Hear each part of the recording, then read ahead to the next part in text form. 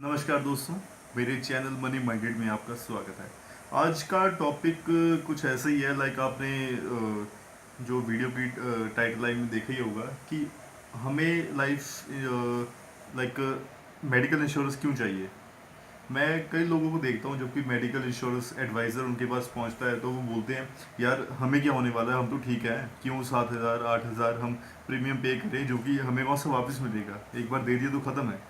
तो उनकी थिंकिंग कुछ ऐसी होती है कि हम क्यों पैसे खराब करें अपनी मेडिकल इंश्योरेंस के ऊपर।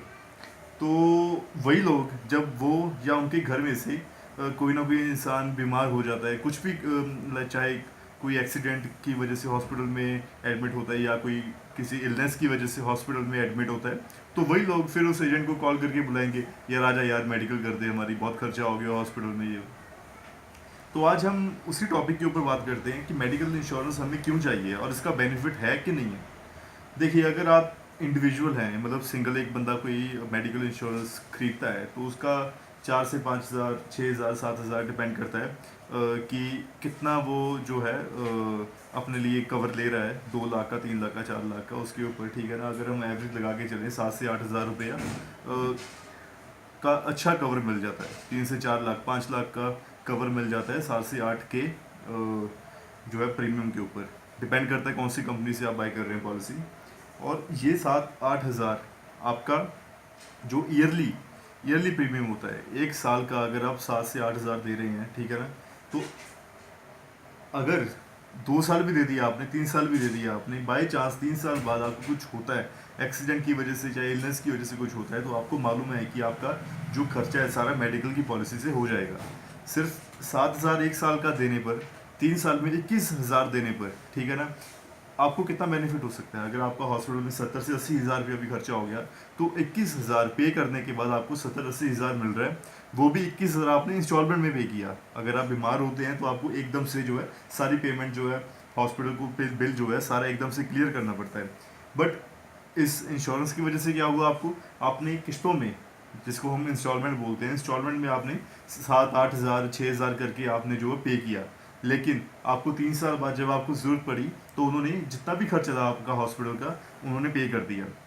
इसका क्या मतलब हुआ, आप अपनी बीमारी के लिए पहले से अपने आप को तैयार कर रहे थे। अगर आपने आज पॉलिसी ले ली तो आपको, अगर आप पूरे परिवार के लिए पॉलिसी लेते हैं, 10 हज़ार रुपये का एवरेज प्रीमियम बनता है और 4 से 5 लाख की जो आपको पॉलिसी मिल जाती है।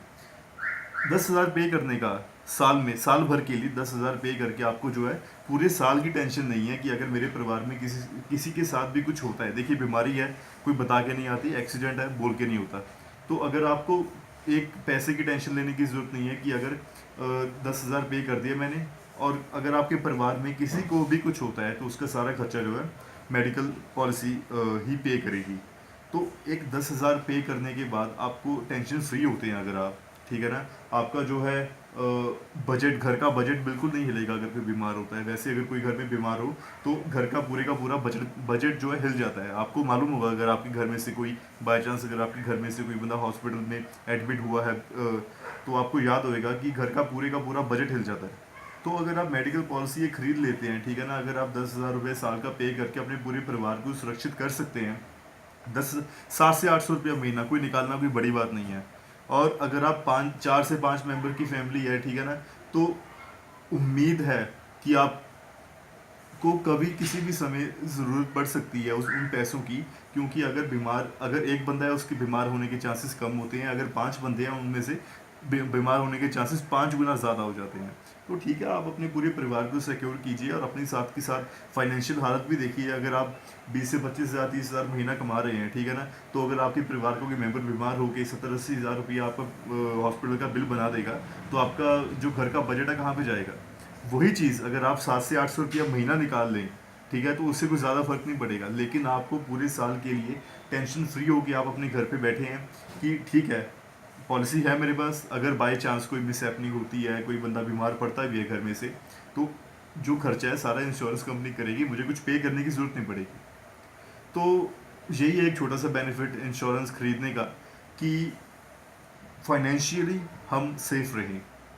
इसका कोई और ज़्यादा कोई बड़ा कारण नहीं है कि हम इंश्योरेंस पॉलिसी क्यों लें। इंश्योरेंस पॉलिसी लेने की वजह से कोई बंदा कम नहीं बीमार पड़ेगा, बीमारी आनी है तो आनी है, लेकिन आपके घर का जो आर्थिक हालत है आपके घर की, वो बिल्कुल सेफ रहेगी।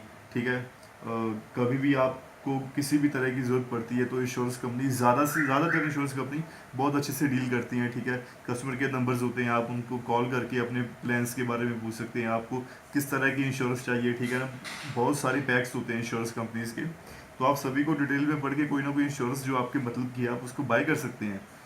और यकीन मानिए कि आपका नुकसान नहीं होगा, आपका हमेशा बेनिफिट ही होएगा। अगर आपके घर में या रिश्तेदारी में कोई बंदा बीमार होकर हटा भी है ना, तो आप उससे बात करके देखिएगा कि आपका कितना खर्चा हो गया बीमारी के ऊपर। 40, 50, 60 हज़ार इतना तो मामूली सी बात है। अगर कोई बंदा 3 से 4 दिन किसी अच्छे हॉस्पिटल में एडमिट रहता है तो इतना खर्चा तो होना ही होता है उसका। अगर आपके घर में कोई बीमार हुआ, आप एक बार उसको पूछ के देखिए कितना खर्चा वो हॉस्पिटल में कितना बिल पे करके आया है। और फिर सोचिए, अगर आप 3 से 4 साल पहले अगर आपने वही इंश्योरेंस पॉलिसी ली होती 7 से 8 हज़ार रुपये महीने वाली, 4 साल में आपने 28 हज़ार दिया होता और अभी बिल बना 80 या 90 हज़ार रुपया, तो आपका कितना बेनिफिट होता। और वो भी आपने 28 हज़ार साल दर साल धीरे धीरे इंस्टॉलमेंट्स में पे किया, ना कि एकदम से। ये एक बहुत छोटा सा बेनिफिट है। हम गाड़ी के इंश्योरेंस भी करवाते हैं, इसीलिए करवाते हैं गाड़ी की इंश्योरेंस। बस डिफरेंस ये है कि गाड़ी की इंश्योरेंस अगर ना होए तो चलान काट देती है पुलिस, और बंदे की इंश्योरेंस अगर ना हो तो कोई कुछ बोलने वाला नहीं है। ये तो हमें अपने आप को समझ होनी चाहिए कि गाड़ी ज़्यादा इंपॉर्टेंट है या बंदा ज़्यादा इंपॉर्टेंट है। जिस गाड़ी की इंश्योरेंस हम हर साल एक्सपायर होने से पहले रिन्यू करवा लेते हैं, लेकिन बंदे की इंश्योरेंस, बंदे को भी कुछ भी हो सकता है, उसकी इंश्योरेंस के बारे में अरे हमें क्या होना है, कुछ भी नहीं होना हमें। इतना ज़्यादा पॉजिटिव होकर आप अपना ही नुकसान कर रहे हैं। होने को कुछ भी हो सकता है, कभी भी हो सकता है। तो मैं डरा नहीं रहा हूँ आपको, सिर्फ आप अपनी सेफ साइड पे रह के मेडिकल इंश्योरेंस लेना कोई बुरी बात नहीं है, पैसे खराब करने वाली बात नहीं है, आपको कभी ना कभी इसका फ़ायदा होगा ही होगा। तो दोस्तों ये थी छोटी सी वीडियो मेडिकल इंश्योरेंस हमें क्यों चाहिए के बारे में। और अगर आपका कोई सवाल है मेडिकल इंश्योरेंस के रिलेटेड तो आप कमेंट कर सकते हैं नीचे। मैं कोशिश करूँगा कि आपके सभी सवालों का जवाब जल्दी से जल्दी दूँ। Thank you.